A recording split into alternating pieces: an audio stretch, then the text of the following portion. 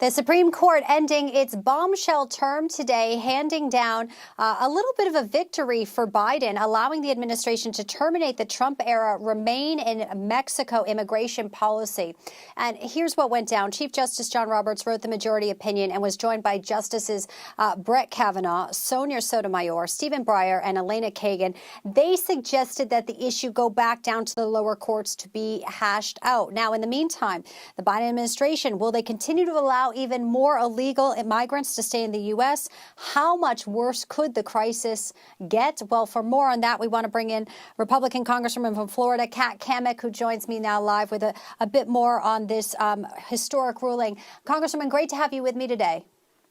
Hey, thanks for having me, and happy Thursday. You know, I know you have been at the border consistently. You were there in McAllen just days ago, really, Kat. And tell us what you saw when you were along the Rio Grande River there with DPS. It seems like it's never been worse.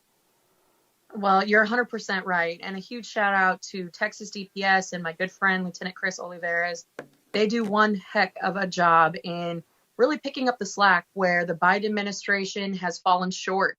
They've tied the hands of our Border Patrol and Customs agents. And as a result, Texas is stepping up and doing the very best that they can. But this is an uncontrollable surge that we are seeing.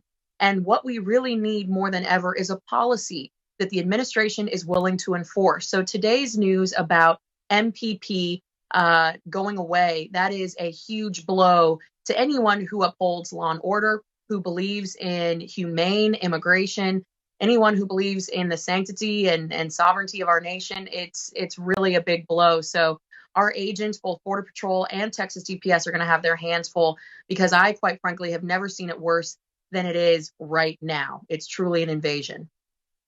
The U.S. Border Patrol frustrated. Governor Greg Abbott frustrated, seeing 53 migrants dead in a truck yesterday as those cartels continue just to control and dominate the southern border there. I want to play a little bit for you.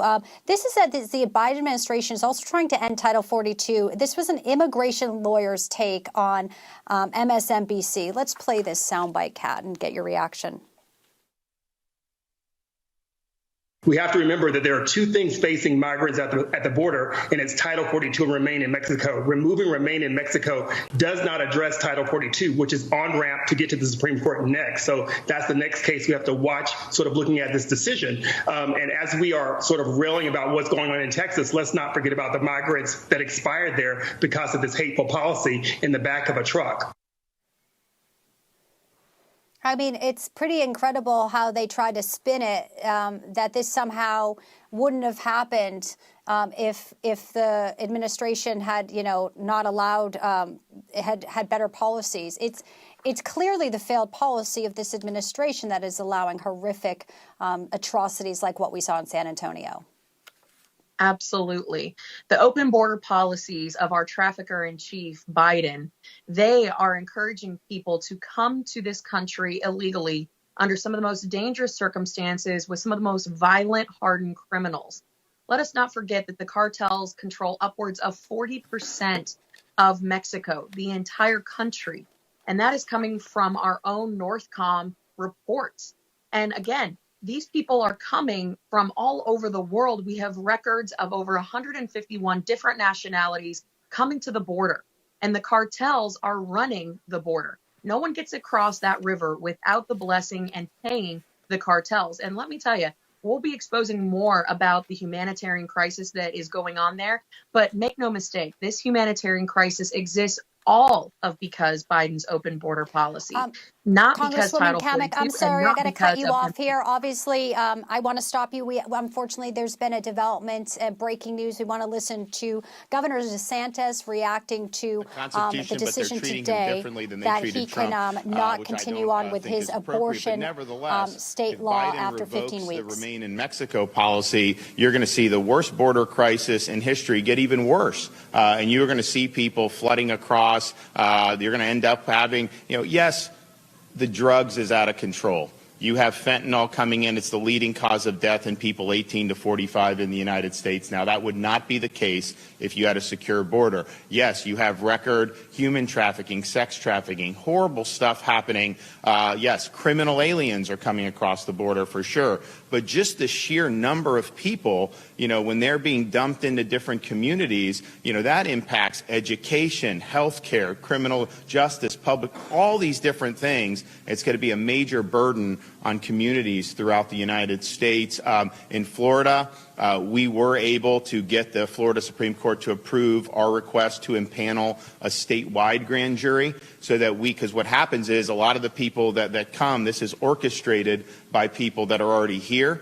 So you're coming illegally and then you end up. So we're going to be doing really significant investigation about any organizations, particularly in Florida, who may be a part of facilitating some of the illegal migration that we see. And I think that that's something that's very, very significant. The easiest thing would be for the federal government to just adopt good policies here. But I think we've seen over the last year and a half, that's not something that they're typically prone to do. So we're going to continue to fight hard on all these fronts and make sure that we're vindicating the best interest of the state of Florida.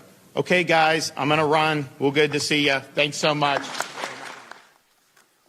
Congresswoman Cammack, thanks for standing by. We did want to check in and listen to Governor DeSantis. He was talking obviously about the border, but there was a big ruling today that a Florida judge ruled a new state law banning abortion at 15 weeks is unconstitutional in Florida, saying that there is the state constitution here in Florida where there's a right to privacy and that people in the state do deserve that. What is your reaction to that Second Judicial Circuit Court judge who said that this would be the injunction that he would issue for now?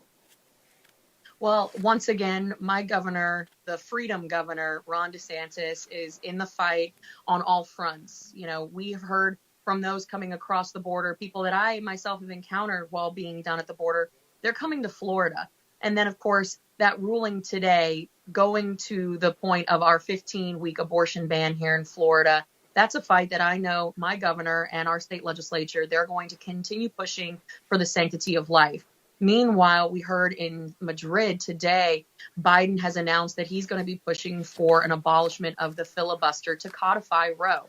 Now, let me remind everyone what a filibuster abolishment would mean. That would mean amnesty for all of these illegals that are in our country currently, which would only help draw more people here illegally. It would codify the radical federalization of our elections, making it so that non-citizens can vote, making it so that 16-year-olds can vote in publicly financed campaigns. And of course, the filibuster would mean codifying Roe, which is really just late-term abortions. So up until the day before delivery is what Biden and company are pushing for. In the state of Florida, there's no way we're going to let that happen.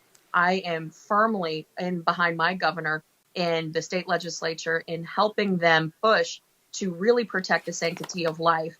And there are all issues within privacy that we can overcome, that we can protect people's privacy while simultaneously protecting life. This isn't an either or. And I'm so proud of him and the work that he is doing here in the Sunshine State. Congresswoman Cammack, as always, so many important issues happening also not in our nation, but also in Florida. Thank you so much for joining us to discuss all of that. We appreciate your time today. Thank you. Have a good one. Thank you. You too.